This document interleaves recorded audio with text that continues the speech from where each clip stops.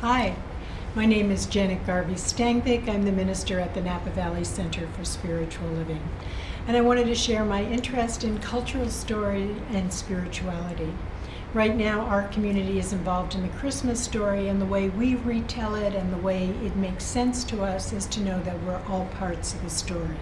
I always try to tie our messages to social awareness and social action.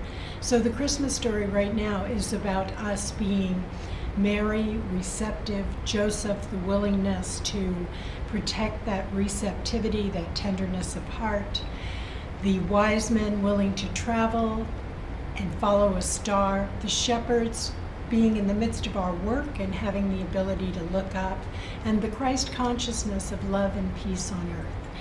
And so as we incorporate ourselves as being all parts of the story, where we are now in our history is Herod. And Herod is the interesting antagonist in the story, the parts of ourselves that cannot really fathom the Christ consciousness being born. And so for us in our practice, what we know is there is an aspect of ourselves that really doesn't understand or acknowledge or believe the possibility of peace on earth, goodwill to all people. And so our Herod gets activated. And in that activation, our Joseph, the part of us that is willing to protect that idea, has a dream. And in the dream, Joseph is told to go another way. And so what happens in the Christmas story, Herod has asked the wise men to tell him where the baby is, the consciousness is, and the wise men have been told to not tell Herod and to go home another way by an angel, and the same angel, a higher thought, visits Joseph, and he and Mary and the baby move into Egypt. Really take it in the context of today and all of the unrest in our planet.